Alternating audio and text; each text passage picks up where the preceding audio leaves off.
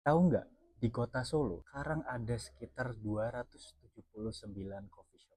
Dan menariknya lagi, kalau kita cek di Maps, hampir semuanya punya rating yang sama, mulai dari 4,5 sampai 5 bintang. Nah, pertanyaannya, kalau semuanya sama-sama bagus, kenapa ada coffee shop yang selalu ramai, tapi ada juga yang sepi? Jawabannya bukan sesederhana soal rasa kopi. Banyak orang langsung berpikir, oh mungkin karena kopinya lebih enak, atau tempatnya lebih estetik, view-nya bagus, atau mungkin lagi viral. Semua itu memang berpengaruh. Tapi ada satu pertanyaan yang sering terlupakan.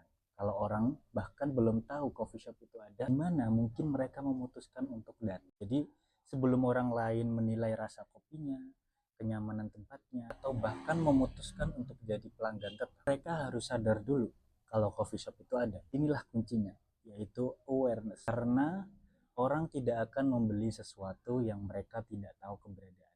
Nah, proses membuat orang mengenal, mengingat, sampai akhirnya tertarik membeli, itulah yang disebut marketing. Namun masalahnya sekarang perilaku orang sudah mulai berubah. Sebelum orang lain memutuskan untuk datang ke sebuah coffee shop, mereka biasanya buka Instagram dulu, lihat TikToknya dulu, cek Google Maps, atau melihat review dari para konten kreator. Artinya, perhatian calon pelanggan sekarang lebih banyak berada di media digital. Maka, kalau aktivitas marketing dilakukan melalui media digital, itulah yang disebut digital marketing. Nah, bentuknya bisa macam-macam, mulai dari rutin membuat konten di Instagram, upload story, tiap hari muncul di TikTok, bekerja sama dengan KOL, sampai mengelola review di Google Maps. Tujuannya bukan sekedar bikin konten, tapi memastikan satu hal, yaitu orang lain tahu coffee shop kita ada. Nah, buat kalian yang ingin mulai mendalami digital marketing, ini aku kasih tahu 7 framework atau 7 fondasi digital marketing menurut Dave Caffey.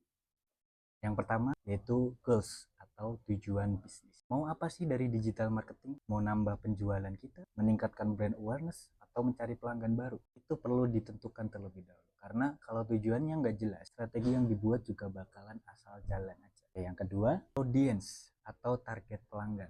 Apa ya sebenarnya yang kalian ajak bicara? Karena konten untuk anak SM tentunya berbeda dengan konten untuk pekerja kantoran atau ibu rumah tangga. Yang ketiga ada device. Kalian harus tahu, pelanggan kalian paling sering mengakses internet lewat apa?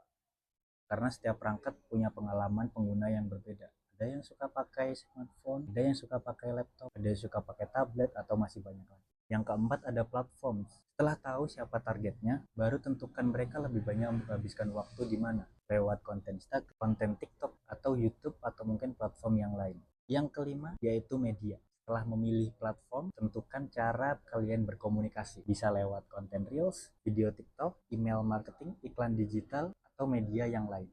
Yang keenam yaitu data. Nah, ini cukup penting ya teman-teman.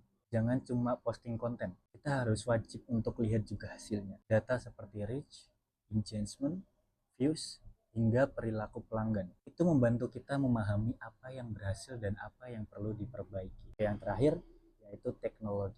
Di era zaman digital yang sudah sangat maju ini, ada banyak sekali tools yang bisa membantu pekerjaan kita lebih efektif, seperti software design, AI, atau tools analitik untuk membantu proses digital marketing. Itu dia 7 frameworks atau 7 fondasi digital menurut Dave Caffey, seorang ahli digital marketing. Baik, mungkin itu saja pembahasan kali ini. Apabila ada pendapat, pengalaman, atau sudut pandang lain, silakan tulis di kolom komentar. Semoga video ini bermanfaat. Terima kasih sudah menonton and see you.